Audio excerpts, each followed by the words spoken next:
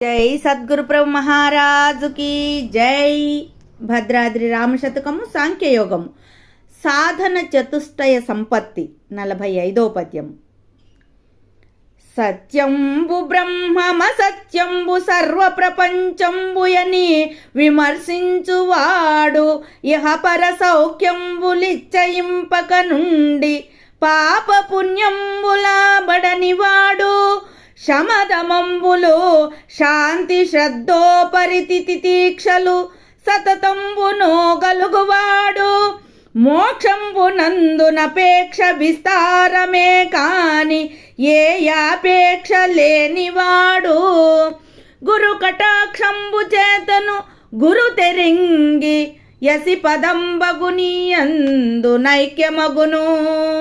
రమ్య గుణధామ భద్రాద్రి రామ పరశురామ నరసింహదాస సంరక్షితావా.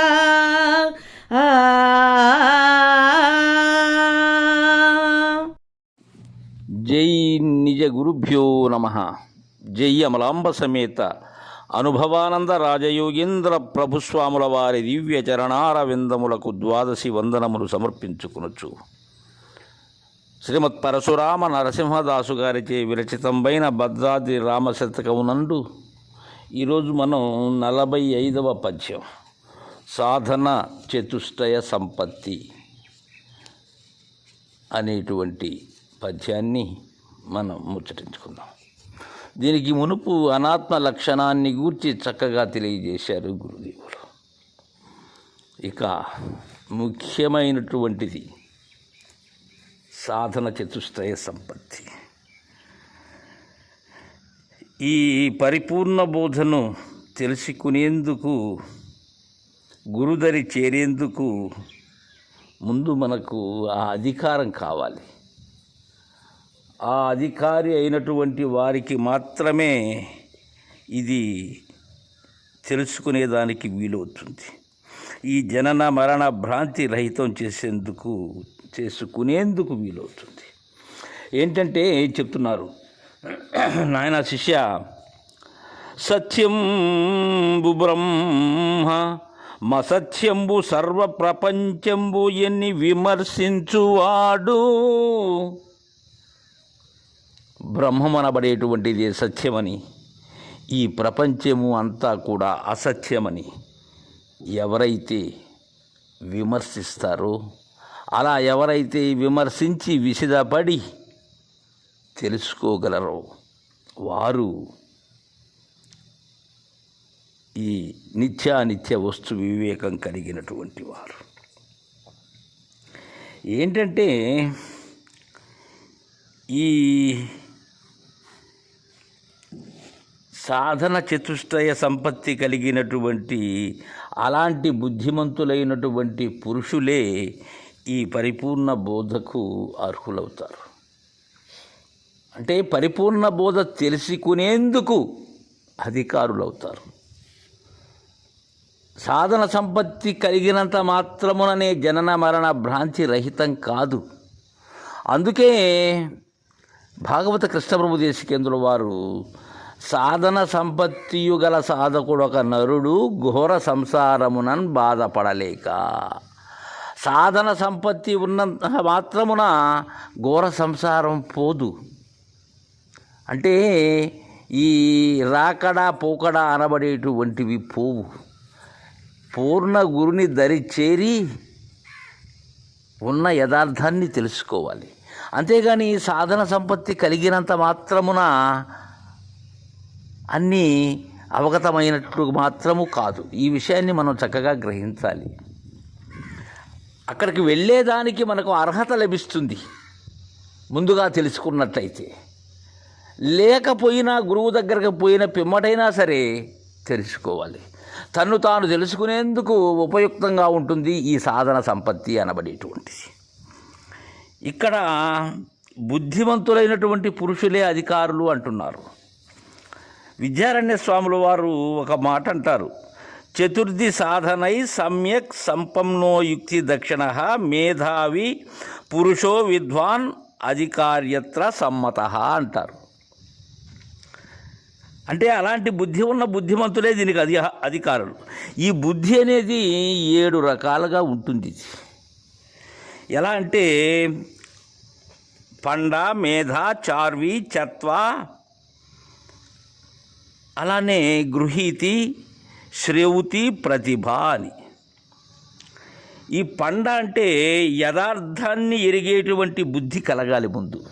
అంటే ఉన్నది ఉన్నట్లుగా తెలుసుకోవాలి, అంతేగాని లేనిది ఉన్నట్లుగా ఉన్నది లేనట్లుగా కాదు. అంటే తత్వాన్ని తెలుసుకునేటువంటి బుద్ధి కలిగి ఉండటం. ఇక రెండవది మేధ, అంటే ధారణాశక్తి కలిగినటువంటి బుద్ధి ఇది. ఇంకా వినిన దానిని ఎప్పుడూ కూడా మరవకుండా దాన్ని ఆ విధానంలో ఉండటం. ఇక చార్వి అంటే ఇక్కడ ఊహపోహలు ఉండవు. ఊహ అపోహ క్షయమైనటువంటిది ఏదైతే ఉన్నదో ఈ ఊహపోహ క్షయమైనటువంటి బుద్ధే చార్వి. ఇక చత్వ అంటే తెలియని విషయాలు ఏవైనా సరే తెలిసిన వారి దరిచేరి వారిని అడిగి వివరంగా తెలుసుకునేటువంటి బుద్ధే చత్వ. ఇక గృహీతి అంటే ఏ విషయాన్నైనా గ్రహింపదాలినటువంటి బుద్ధి, అంటే చెప్పిన దానిని గ్రహించాలి. ఇక శ్రౌతి అంటే మనం చేసేటువంటి శుశ్రూష ఏదైతే ఉన్నదో అది సహనంతో ఓర్పుతో చేసేటువంటి విధానం కలిగి ఉండటం. ఇక ప్రతిభ అంటే తన యొక్క ప్రజ్ఞానంతో ఈ బోధ ఏదైతే తెలుసుకుంటున్నామో దాన్ని సరైనటువంటి యుక్తులతో సూక్తులతో బోధించి వారిని మెప్పించి ఆనందింపజేసేటువంటిదే ప్రతిభ. ఈ 7 రకాలైనటువంటి సూక్ష్మత బుద్ధి కలిగినటువంటి పురుషులే దీనికి అధికారులు. అందుకే మొట్టమొదటిగా చెప్తున్నారు సత్యంబు బ్రహ్మ, అసత్యంబు సర్వ ప్రపంచంబు అని విమర్శించువాడు. అది నిత్య వస్తు వివేకం. అది ఎలా అంటే బ్రహ్మైవ నిత్యవత్ అనిత్యమితి వేదనం సోయం నిత్యానిత్య వస్తు వివేకం ఇది కథ్యతే. అంటే బ్రహ్మము సత్యము, జగత్తు అనిత్యం అనేటువంటి భావన. ఈ కనిపించేటువంటి సకల చరాచర ప్రపంచమంతయు మిథ్యాస్వరూపం, ఇది కలతోచినటువంటిది అని మనకు శృతులు చెప్పాయి. మన సిద్ధాంతకర్త అయిన శివరామ దీక్షితుల వారు చెప్పారు. అందుకే స్వప్నే ప్రతీయమానాని రూపాన్ని యథాతథా, అంటే స్వప్నంలో అనేకమైనటువంటి విచిత్రమైనటువంటి రూపాన్ని చూస్తూ ఉన్నాం, కానీ మేలుకుంటే ఒకటైనా ఉన్నదా? లేదు. అలాగే ఈ జాగ్రత్తలో కనిపించేటువంటి ఈ రూపనామాలు కలిగినటువంటి జగత్ అంతా కూడా గురు కరుణతో మేలుకొని చూస్తే ఏమీ లేవు. ఇది శివరామ దీక్షితులు మనకు అందజేసినటువంటి సిద్ధాంతం. ఇక యోగ వాసిష్టంలో వశిష్ఠుడు శ్రీరామచంద్రుడితో అంటాడు, స్వప్నవత్యస్వతి జగచ్చిన్న భూధేయ విస్మయం స్వప్న సంసార దృష్టాంత ఏవాహం త్వం సమన్వితం అని. అంటే ఓ శ్రీరామచంద్ర, ఈ జగత్తంతా స్వప్నతుల్యం, నేను నీవు కూడా, అంటే నేను నీవు అనేక రూపములుగా కనిపించేటువంటి జగద్దర్శనం ఏదైతే ఉన్నదో అది స్వప్నములో చూసినటువంటి వస్తువులతో సమానమేను. జగత్తు మనకు సత్యంగా కనిపిస్తున్నప్పటికీ కూడా వాస్తవంతో చూసినట్టయితే అది మిథ్య. స్వప్నం ఎలా సత్యం కాదో ఈ కనిపించేటువంటి జగత్తంతా కూడా మిథ్యయే అని చెప్పారు. కాబట్టి ఈ భార్య బిడ్డలు, సోదర సోదరీమణులు, ఇంకా ధనకనక వస్తు వాహనాలు, ఈ సుఖదుఖాది ద్వంద్వములు వదిలి ఎల్లవేళలా ఏ విధానంలో ఉండాలి? శాశ్వతమైనటువంటి బ్రహ్మము ఒకటి ఉన్నది, ఈ అశాశ్వతమైనటువంటి ఈ దృశ్యంతా మిథ్యేని భావించి ఉండటమే మొదటి సాధన. ఈ బ్రహ్మసత్యం జగత్మిథ్య అనే దానికి ఇంకా లక్ష్యార్థం తీసుకున్నట్లయితే నిత్యానిత్య వస్తు నిర్ధారణాకారేణ వివేకన విశిష్టత్వం నిత్యానిత్య వస్తు వివేక అంటారు. అంటే పాపములు, బంధమోక్షములు, న్యాయ అన్యాయములు, ఇంకా సుఖదుఖములు, ధర్మాధర్మములు, మంచి చెడ్డలు, సత్యాసత్యాలను విచారించే జ్ఞానము చేతనే బ్రహ్మమనగా ఏదో, జగత్తనగా ఏదో విచారించాలి. అయితే ఈ జ్ఞానం త్రికాలముల యందు ఉన్నట్లు తోస్తూ ఉన్నది. ఇది ఎట్టంటే జరిగిపోయిన కాలం భూతకాలం, జరుగుతున్న కాలం వర్తమాన కాలం, జరగబోయేటువంటి కాలం భవిష్యత్ కాలం. అంటే నేను గత జన్మలో ఏవో కర్మాలు చేశాను, వాటి ఫలితాన్ని నేను ఇప్పుడు అనుభవిస్తున్నాను. ఇకనైనా దాన ధర్మాలు చేసి సత్కర్మాచరణ పరుడనై వచ్చే జన్మలో నేను సుఖాన్ని అనుభవించవచ్చు అని నేననే జ్ఞానము 3 కాలముల యందు సత్యముగా ఉన్నట్లు తోస్తూ ఉన్నది. కాన ఈ జ్ఞానం శాస్త్రములలో అనంతము, సత్యము అని ఉన్నది. ఈ ఉపనిషత్తుల్లో ఉన్నది. ఈ దర్శన ఉపనిషత్తు అనే ఉపనిషత్తులో సత్యజ్ఞానమనంతంచ పరానంతం పరం ధ్రువం ప్రత్యేకిత్య వగస్తన్యం వేదాంత శ్రవణం బుధా అని. అంటే ఈ సత్యము, జ్ఞానము, ఆనందము, అనంతము, పరమము, ధ్రువము, ప్రత్యేగాత్మ స్వరూపము, వీనిని గూర్చి తెలుసుకొనుట, శ్రవణము చేయుట, వేదాంత శ్రవణము చేయుట అని బుధులు ఎరుగుదురని దీని యొక్క భావం. ఇంకా దీని యొక్క విశేషార్థం, ఈ జ్ఞానం సత్యముగా త్రికాలముల యందు ఉన్నట్లు తోస్తూ ఉన్నది. కాన ఈ జ్ఞానమైనటువంటి బ్రహ్మం ఏదైతే ఉన్నదో అది సత్యం. దీనికి ఇతరమైనటువంటి జడదృశ్య ప్రపంచమంతా కూడా మిథ్యే అవుతుంది. అయితే ఈ జ్ఞానం 3 రకాలుగా ఉంటూ ఉన్నది. ఎలా? పిండాండంలో ఇది ప్రత్యేగాత్మ, బ్రహ్మాండంలో బ్రహ్మగా ఉంది, బ్రహ్మాండాతీతంలో పరబ్రహ్మగాను ఉన్నది. దీనినే పరుడని, పరాపరుడని, అపరుడని, లేకపోతే జీవుడని, ఈశ్వరుడని, కూటస్థుడని, ఇంకా జ్ఞాత, జ్ఞాన, జ్ఞేయము అని, లేకపోతే క్షరుడు, అక్షరుడు, పరమపురుషుడు అనే పర్యాయ పదాలతో శాస్త్రాల్లో చెప్పి ఉన్నారు. అయితే పిండాండంలో ఉండబడేటువంటి జీవుడు బ్రహ్మాండాతీతంలో ఉండేటువంటి ఆత్మేనని ఎలా చెప్పాలి అనేటువంటి సంశయం వస్తుంది ఇక్కడ. దీనికి యోగ శిఖోపనిషత్ దాంట్లో 3వ శ్లోకంలో నిష్కళం నిర్మలం శాంతం సర్వాతీతం నిరామయం తదేవ జీవరూపేణ పుణ్యపాప ఫలైర్వృతం అని ఉన్నది. అంటే నిష్కళమై, నిర్మలమై, శాంతమై, సర్వాతీతమై, నిరామయమైనట్టి ఆత్మ జీవరూపంతో పుణ్యపాపములతో కూడి ఉన్నది అని ఆ శ్లోకం యొక్క భావం.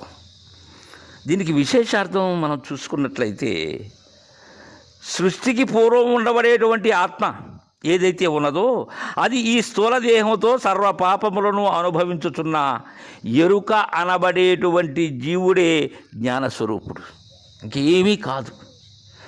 ఇదిగాక దేహంలో ఇంకొక జ్ఞానం ఏదీ లేదు. ఉన్నది అని అంటే అద్వైత సిద్ధాంతానికే హాని అది. కాబట్టి ఈ గుర్తెరిగేటువంటి జ్ఞానం ఏదైతే ఉన్నదో అదే సత్యం. దీనికి ఇతరమైన దేహేంద్రియ ప్రపంచ దృశ్య జడమంతా మిథ్య అనేటువంటి భావంతో తీసుకొని ఈ ద్వంద్వముగా కనిపించేటువంటివి 2 లేవు అని గురుముఖతః, గురు బోధ ద్వారా వినాలి. మొట్టమొదటిది తెలుసుకున్నాం మనం. తర్వాత ఇహపర సౌఖ్యంబు లిచ్చయింపక నుండి పాప పుణ్యంబుల బడనివాడు. ఎలా అంటే ఇహలోకంలో తాను అనుభవించేటువంటి సుఖాలు ఏవైతే ఉన్నవో వాటి మీద వైరాగ్యం కలిగి ఉండాలి. అలానే పరలోకంలో ఏవో సుఖాలు ఉండేటువంటి విషయం మీద వైరాగ్యం కలిగి ఉండాలి. అది 2వ సాధన. దీనినే ఇహామూత్ర ఫలభోగ విరాగము అంటారు. అంటే ఇహ ఫలభోగ విరాగము, ఆముత్ర ఫలభోగ విరాగం. జీవించి ఉన్నప్పుడు పొందేటువంటి ఫలములపై విరాగం ఏదైతే ఉన్నదో అది ఇహ ఫలభోగ విరాగం.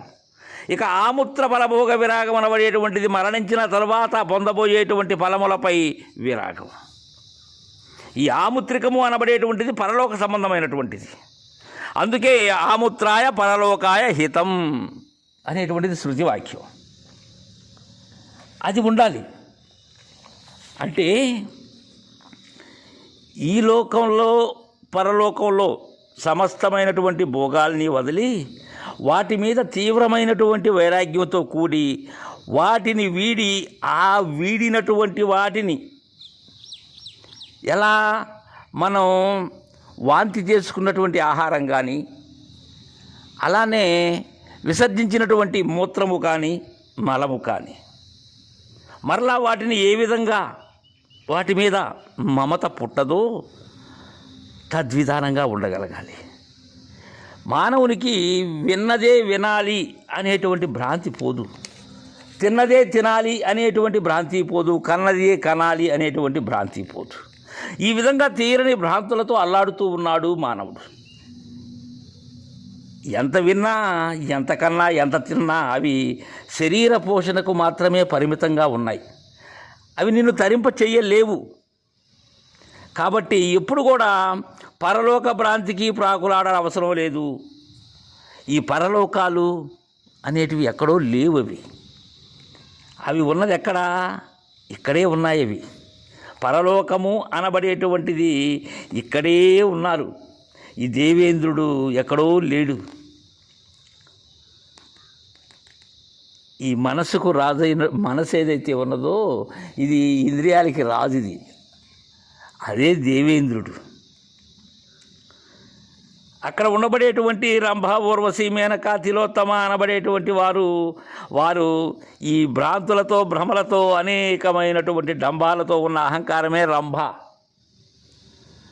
అనేక ఊహలతో, అనేక చింతనలతో ఊరుచున్నటువంటి చిత్తమే ఊర్వశి. అనేక భ్రాంతులకు, సర్వ కులాలకు, సర్వ మతాలకు, సర్వ వ్యాధులకు మూలమైన ఈ మేనే మేనక. ఇక తిలోత్తమ. స్థూలంగా చూస్తే ఈ బుద్ధి సర్వం నిజమని నిశ్చయించబడుతూ ఉంటుంది.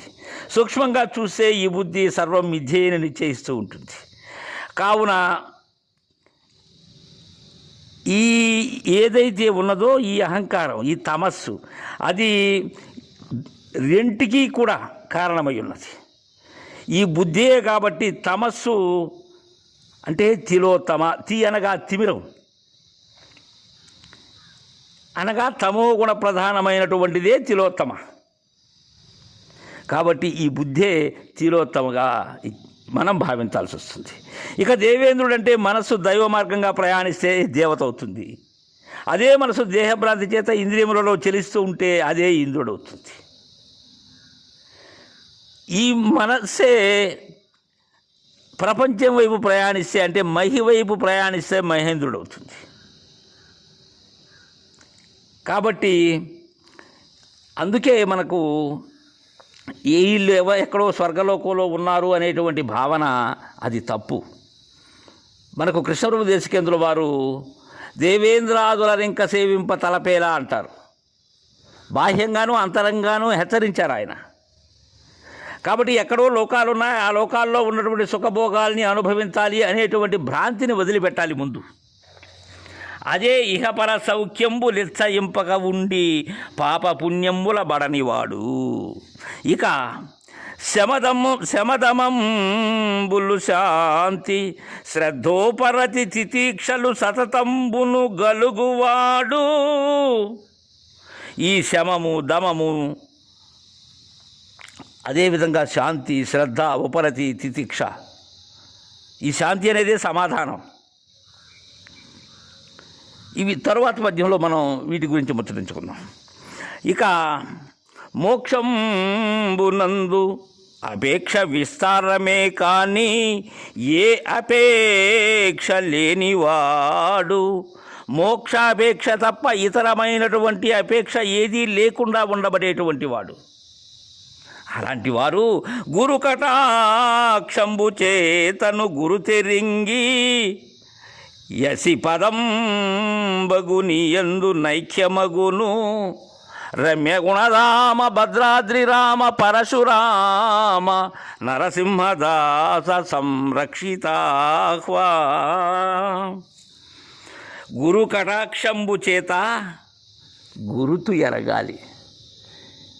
గుర్తు ఎరిగితే ఎరిగిన గుర్తు గురు దయతో వీడేదానికి వీలవుతుంది. అప్పుడు గుర్తురహితమవుతుంది. అలాంటి సాధన సంపత్తి కలిగినటువంటి వాడు ఆసిపదం బగునియందు ఐక్యమగును. అది నేను అయితే నీ తత్పదము త్వంపదము ఆసిపదము. అది నేను అయితే నీ దేని ఏమయ్యాడు? తన యొక్క నిజ రూప స్థితి ఏదైతే ఉన్నదో అది తెలుసుకొని ఆత్మ అనబడేటువంటి దానిలో ఐక్యమవుతాడు అని మనకు తెలియజేశారు. తర్వాత సమాధి షట్క సంపత్తిని గురించి తెలుసుకుందాం. జై గురుదేవా.